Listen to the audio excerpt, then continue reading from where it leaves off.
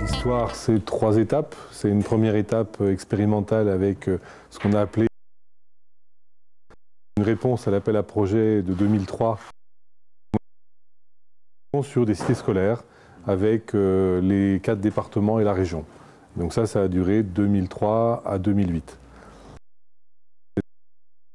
2008-2012 où on a fait la première version de place, avec au départ la région, puis les départements, les conseils généraux se sont réassociés les uns derrière les autres. Et on a pu construire un groupement de commandes et pouvoir la 3e génération avec place d'aujourd'hui, où on a un groupement de commandes et on a donc juridiquement encadré le partenariat avec les collectivités. Aujourd'hui, place, ça tourne. C'est combien de comptes, combien de connexions mensuelles, enfin, quelques petits chiffres. Aujourd'hui, c'est 260 établissements, 230 000 comptes utilisés, en gros la moitié, puisque sur les parents, il y en a une partie qui n'est pas utilisée, puisqu'il y en a un pour 2 élèves. C'est l'ensemble des établissements secondaires de l'Académie de Nancy-Metz. On fait quoi avec place? On fait quoi avec place? On fait tout avec place.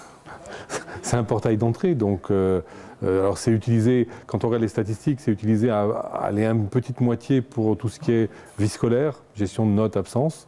Un quart, c'est les cahiers de texte des classes, des groupes qui tournent. Et puis le reste se partage entre les groupes de travail, les ressources numériques, la communication. Il y a un bon volet ressources le volet ressources, c'est compliqué à mesurer, parce qu'en définitive, quand quelqu'un va chercher un manuel numérique, c'est compté, c'est pas valorisé dans les compteurs. Mais on sait qu'on a des établissements qui utilisent beaucoup les manuels numériques, mais il n'y en a pas tant que ça. Parce que les manuels numériques commencent à être vieillots, n'ont pas été renouvelés, on attend maintenant les nouveaux programmes, donc on rentre dans une période en fait intermédiaire maintenant, sur les ressources comme sur d'autres sujets. D'accord. Et pour rester encore sur le présent, les profs sont formés, il y a encore des choses à faire au niveau des enseignants ou bon, le problème des enseignants, c'est que si on veut vraiment qu'ils utilisent, il faut leur montrer. Donc toute la difficulté, c'est d'aller leur montrer, parce que si on leur demande de venir à une manifestation pour réunir un mercredi après-midi, on en a très peu. Donc il faut qu'on fasse un accompagnement dans les établissements pour montrer aux enseignants les possibilités.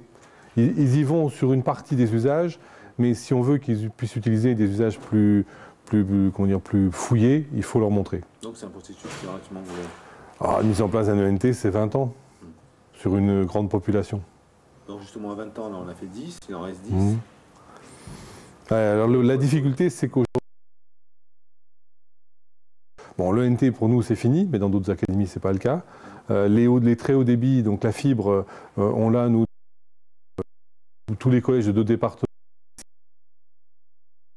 Et on voit bien que la fibre apporte d'autres usages. Ensuite, c'est les outils nomades. Donc là, on a bouleversé sans doute les usages. Et derrière ça, on a les chantiers avec les évolutions des collectivités, avec la... On entre en pleine évolution aujourd'hui. Un petit mot pour conclure. C'est une interrogation, l'ENT pour le futur, c'est quoi?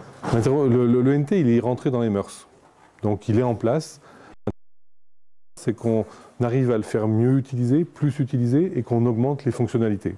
Et en particulier à la rentrée, on espère que ITOP va nous mettre en place les fonctions d'usage synchrone, de communication avec Link, et donc on puisse avoir le développement de la visioconférence entre élèves.